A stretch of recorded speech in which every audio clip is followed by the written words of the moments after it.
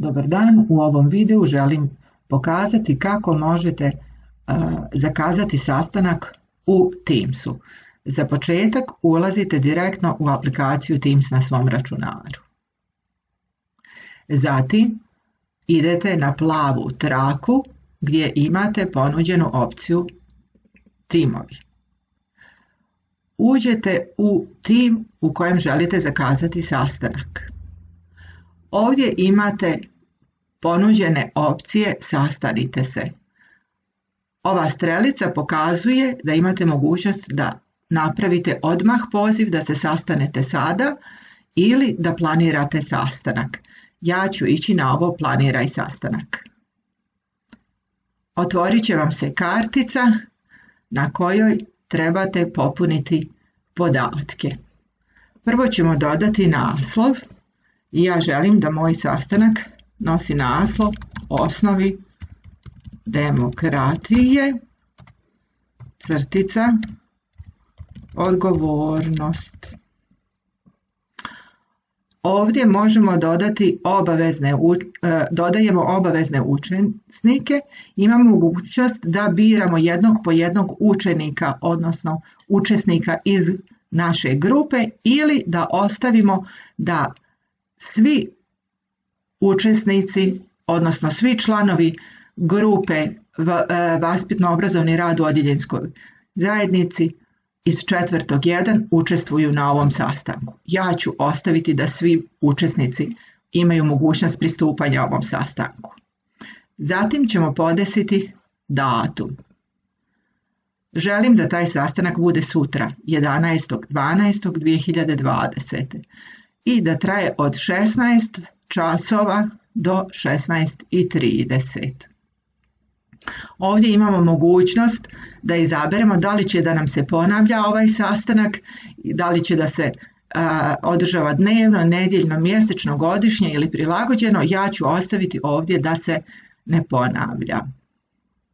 Ovdje možemo unijeti podatke vezane uz ovaj sastanak, nekakav opis, ali ja ovaj put to neću uraditi. Ostavit ću to da zakažem kasnije, odnosno da ovu karticu kasnije dopunim. Ono što ću sad učiniti to je da idem na ovo dugme Pošaljite.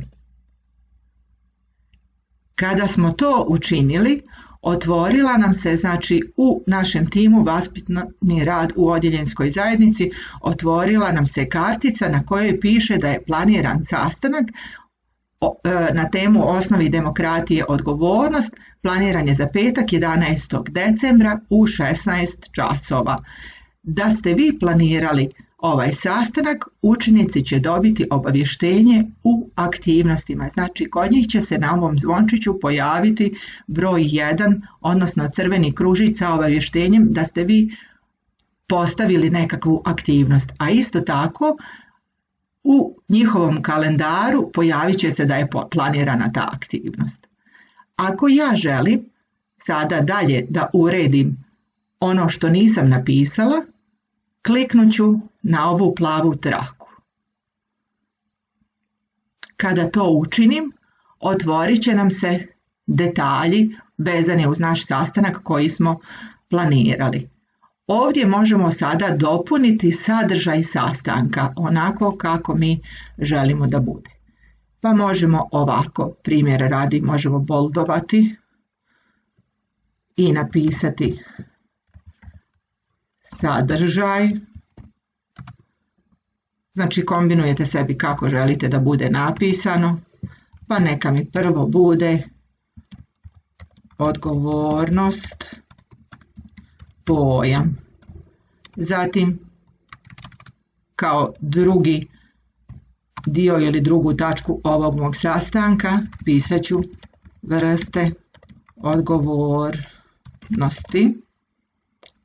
Zatim ću pisati treću tačku, kako možeš odlučiti koju odgovornost želiš ispuniti. I stavit ću još četvrtu tačku ovog sadržaja, ovog mog sastanka. Konkretni primjeri odgovornosti. Evo, samo ću ovdje ispraviti ovu greškicu koju sam napravila i neka to bude ono što ja želim, o čemu želim govoriti na ovom sastanku. Kada sam to dopunila, mogu da pošaljem ažuriranje. I ovdje imamo, znači, dopunjeno sve ono što smo napisali. Evo, kliknemo još jednom i cijela kartica je popunjena. Ukoliko želite da djeca lakše pristupe ovom sastanku, odnosno oni kojima ste namijenili ovaj sastanak, možete kopirati link.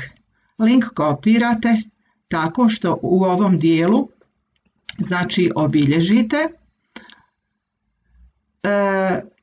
slova, zatim kliknete na kopiraj vezu i ja ću spustiti, ući u Viber, ući u grupu i poslati link da je zakazan sastanak.